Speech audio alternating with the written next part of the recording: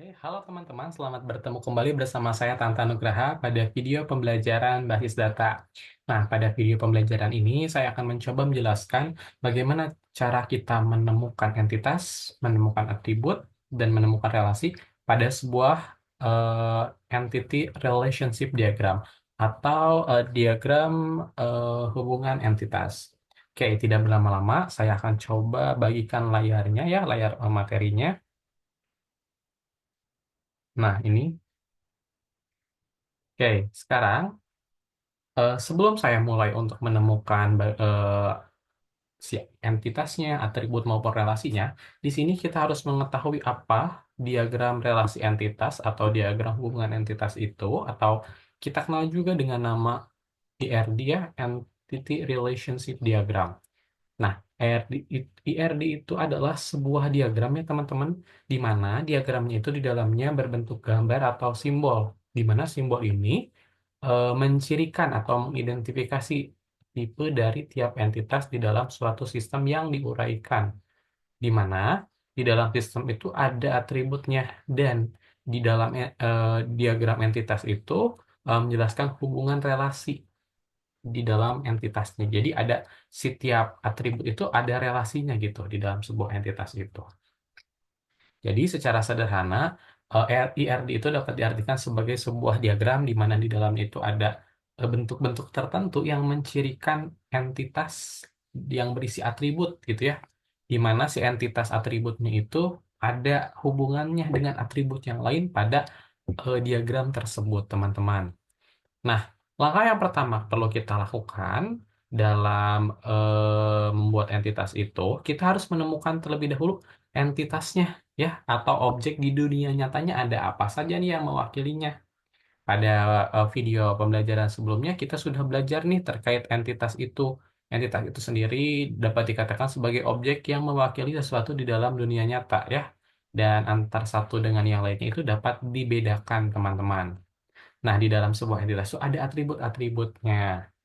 Nah, langkah yang kita perlu lakukan untuk bisa menemukan entitas itu, yaitu yang pertama kita harus membuat ilustrasi atau gambaran ceritanya, atau studi kasus dari objek yang akan kita buat IRD-nya gitu ya. Lalu, setelah kita tahu kasusnya, kita tandai objek yang diwakili oleh kata benda. Dalam ilustrasi tersebut, langkah selanjutnya, kita coba uraikan objek yang memiliki karakteristik karakteristik di mana nanti karakteristiknya itu akan kita gunakan sebagai atributnya. Nah, selanjutnya kita cek apakah objek tersebut merupakan entitas atau tidak gitu ya. Setelah itu, setelah kita cek, kita gambarkan entitas berserta atributnya menggunakan notasi simbol yang telah ditentukan. Jadi ada aturan penggambarannya.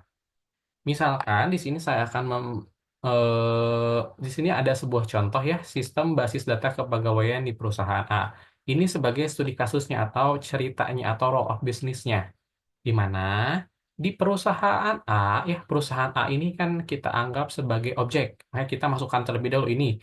Objek pertama, perusahaan A memiliki 100 pegawai. Pegawai juga adalah objek atau entitas ya.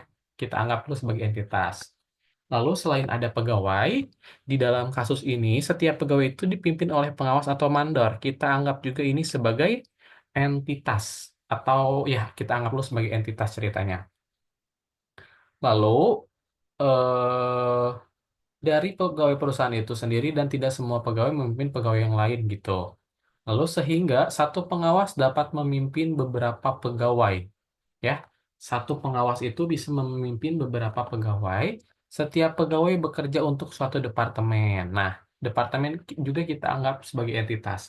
Karena entitas itu ada tiga jenis, yaitu ada entitas yang sifatnya itu data fisik, lalu kejadian, lalu objek abstrak atau konsep. Nah, kalau misalkan perusahaan A, pegawai, mandor itu merupakan data fisiknya ceritanya. Nah, departemen itu adalah konsep abstraknya di sini. Lalu selanjutnya, di sini departemen itu dapat berada di beberapa lokasi. Nah, ini kita bisa jadikan entitas, namun nanti kita bisa pastikan apakah ini merupakan entitas atau bukan. Lalu, selain bekerja di departemen, pegawai juga dapat bekerja pada beberapa proyek gitu ya.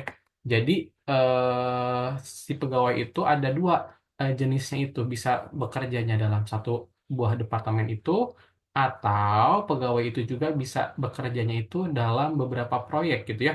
Jadi satu departemen itu bisa mengerjakan beberapa proyek juga gitu ya. Nah, setiap proyek itu dikendalikan atau diatur oleh suatu departemen. Lalu kita scroll, satu departemen dapat mengendalikan beberapa proyek, satu proyek dapat terdiri dari beberapa pegawai. Nah, untuk keperluan penggajian, perusahaan memerlukan tanggungan pegawai. Jadi di sini ada entitas baru juga, namanya tanggungan pegawai. Tanggungan pegawai itu adalah objek data fisik. Jadi berarti pegawai itu punya suami, istri, anak gitu. Itu adalah tanggungannya. Nah, selanjutnya setelah kita tentukan nih teman-teman entitasnya, kita langkah kedua, kita coba buat karakteristiknya. Jadi tiap entitas itu apa ciri-cirinya? Nah, tadi kan kita sudah mendata nih ada perusahaan, tadi yang kita beri anotasi bulat, yaitu pegawai, pengawas, departemen, lokasi, proyek, dan tanggungan. Nah, kita uraikan, misalkan perusahaan itu ciri-cirinya atau karakteristiknya memiliki apa saja. Yang pertama, punya nomor perusahaan. Yang kedua, punya namanya, misalkan. Namanya PT, apa ya? PT Pertamina misalkan. Nah, itu adalah namanya. Alamatnya di mana? Itu adalah ciri-ciri dari entitas perusahaan. Yang kedua, saya kasih contoh. Di sini ada pegawai. Pegawai itu ciri-cirinya pasti punya KTP ya.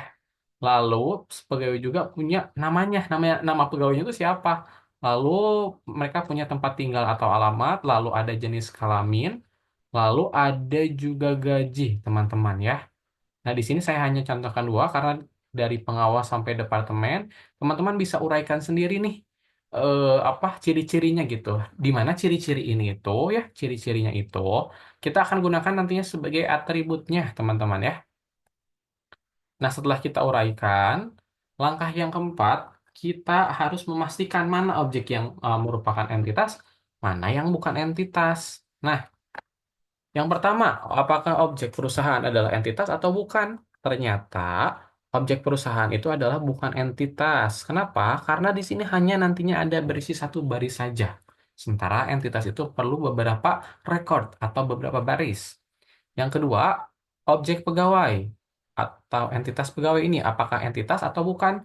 Ternyata pegawai itu adalah entitas karena nanti dapat terbentuk beberapa rekod atau beberapa baris dalam sebuah tabelnya. Dan pegawai ini dikategorikan sebagai entitas kuat. Kenapa dikategorikan sebagai entitas kuat? Karena eh, kalau misalkan apa entitas pegawai ini tidak ada, maka entitas proyek masih tetap ada gitu ya. Sementara kalau misalkan entitas lemah itu jika sebuah entitasnya tidak ada, maka jika entitas kuatnya tidak ada, maka entitas lemah tidak akan ada. Lalu yang ketiga, yang pengawas. Apakah pengawas merupakan entitas? Ya betul entitas karena tadi dikatakan dalam soal, dalam cerita, dalam studi kasus bahwasannya pengawas itu adalah pegawai gitu ya. Lalu yang keempat, ada departemen. Departemen yang memiliki karakteristik atau atribut nomor, nama, lokasi, sama jumlah pegawai dinamakan sebagai entitas kuat juga. Lalu ini lokasi. Lokasi itu bukan entitas. Kenapa? Karena lokasi itu menjadi bagian dari entitas departemen ya. Lalu untuk proyek merupakan entitas kuat dan tanggungan itu entitas lemah. Karena tanggungan itu keberadaannya tergantung dari ada atau tidaknya entitas pegawai ini teman-teman ya. Kalau misalkan entitas pegawai tidak ada, maka entitas tanggungan tidak akan ada.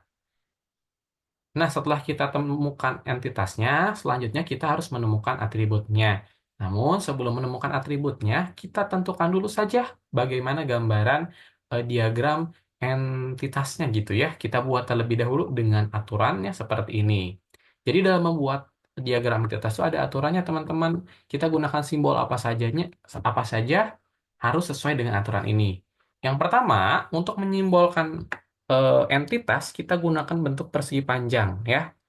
Lalu untuk entitas lemah kita simbolkan dengan persegi panjang, namun double gitu di luar dan dalam. Lalu untuk relationship kita buat dengan bentuk belah ketupat. Kalau untuk mengidentifikasi relationship kita bentuk belah ketupat double gitu. Nah, untuk atributnya kita buat dengan bentuk oval seperti ini. Lalu ini untuk atribut kunci, ini atribut multi value atau atribut yang memiliki banyak value nanti isinya itu. Nah, untuk selanjutnya ada atribut komposit, di mana atribut yang komposit ini adalah atribut yang udah ada atribut nih, tapi masih bisa diuraiin lagi. Kayak contoh, ada atribut nama. Nama itu kan kita bisa uraikan menjadi nama depan, nama belakang. Nah, itu yang dimaksud dengan atribut komposit. Selanjutnya, atribut derivatif, yaitu atribut yang merupakan apa atribut yang merupakan turunan dari atribut sebelumnya gitu. Kalau misalkan ada jumlah pegawai, maka jumlah pegawai itu adalah turunan dari atribut pegawai. Ada berapa orang pegawai itu baru dimasukin ke atribut derivatif tersebut. Nah, di sini yang di bawah itu adalah gambaran relasinya ya, teman-teman, dari one to many, one to one, many to many gitu ya. Seperti itu. Sekarang kita akan coba lihat hasil dari pembuatan diagram ERD-nya gitu ya. Oke, sekarang saya pindahkan slide presentasinya. Sebentar, saya coba share screen. Nah, saya pindahkan slide presentasinya ke sini. Tadi sudah kita katakan bahwasannya ya teman-teman, eh, kita sekarang buat terlebih dahulu diagram untuk entitas pegawai. Nah, kita bikin kotak ya. Kotak ini itu untuk menandakan bahwasannya pegawai itu adalah entitas. Lalu di entitas pegawai itu ada atribut apa aja, ada ciri-ciri apa aja. Nah, seorang pegawai punya nama. Nah, si nama kita bikin dengan atribut oval, atribut berbentuk oval karena itu untuk mencirikan atribut. Selain ada nama, ada nomor KTP, kita bentuk oval, jenis kelamin, alamat, dan gaji, teman-teman. Ini untuk atribut nama. Untuk atribut dari entitas pegawai.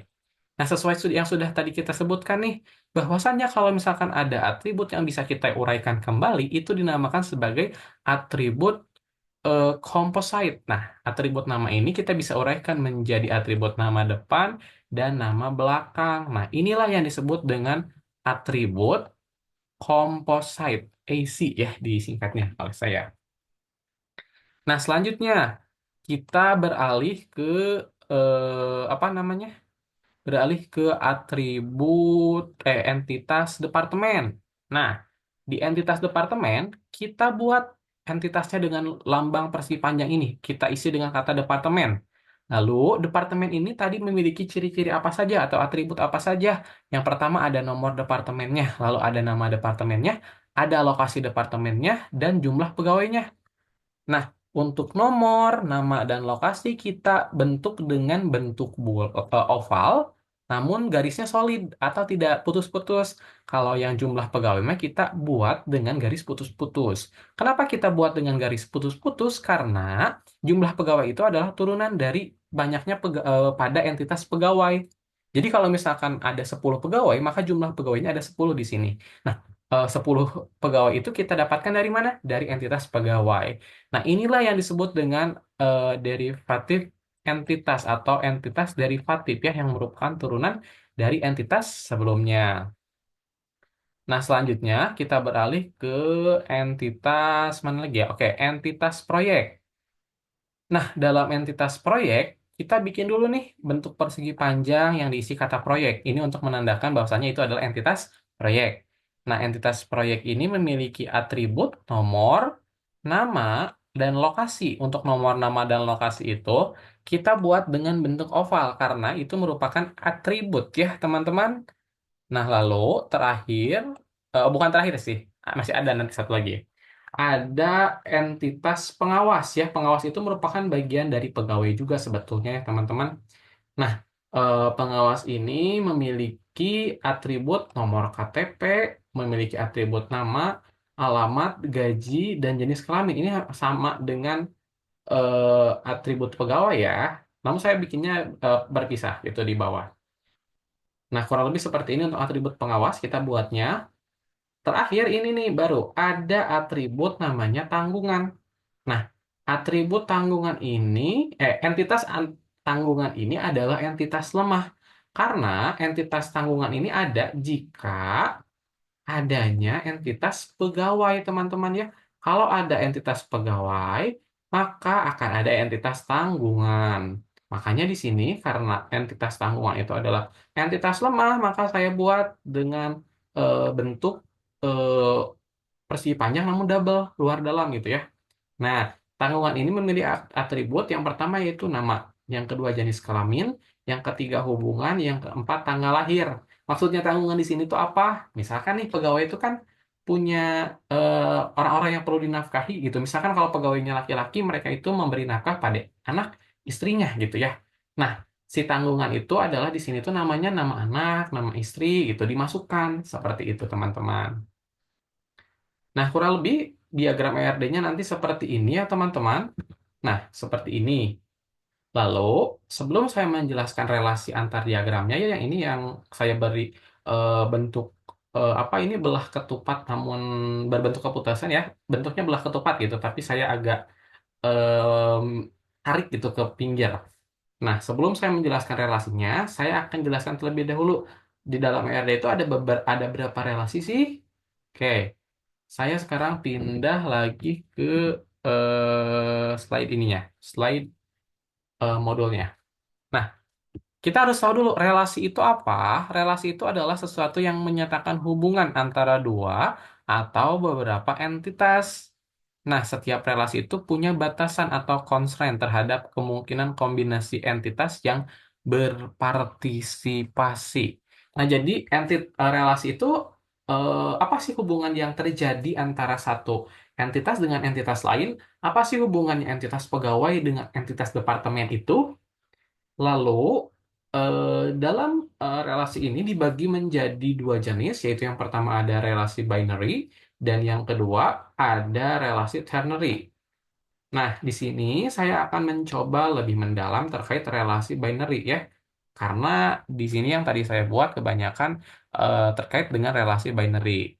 Nah, relasi binary itu dibedakan menjadi beberapa lagi, teman-teman. Yang pertama ada relasi one to one, notasinya 1:1, di mana setiap entitas itu tepat memiliki relasi dengan satu entitas lainnya gitu ya. Lalu, yang kedua ada relasi one to many, notasinya 1:n atau n/1. Jadi, satu entitas ya berelasi dengan beberapa entitas di beberapa entitas lain maksudnya ya. Lalu, relasi many to many atau kita lambangkan dengan notasi M banding N ya, seperti itu. Sekarang kita coba identifikasi dari tabel ERD yang sudah tadi dibuat, bagaimana entitasnya ya, bagaimana relasinya. Nah, yang pertama kita lihat di sini pegawai itu ya bekerja untuk departemen, satu orang pegawai ya. Oke, bukan satu orang, tapi beberapa pegawai bekerja pada sebuah departemen, ya. Berarti relasinya apa? Beberapa orang itu berarti banyak, berarti ini N, ya. Berarti ini satu ceritanya. Beberapa pegawai bekerja untuk satu departemen. Nah, lalu beberapa pegawai bekerja pada sebuah proyek. Maka ini relasinya banyak, many to one atau one to many artinya ya. Lalu di sini departemen mengatur proyek. Sebuah departemen misalkan mengatur beberapa proyek. Satu berbanding N, berarti relasinya one to many. Nah, pegawai menanggung tanggungan. Satu orang pegawai bisa menanggung banyak tanggungan, berarti relasinya one to many. Lalu, seorang pengawas bisa mengatur beberapa proyek, berarti satu berbanding banyak gitu ya, atau one to many. Kurang lebih relasi yang dibuatnya seperti ini, teman-teman. Oke, untuk penjelasan terkait ERD cukup sekian, teman-teman.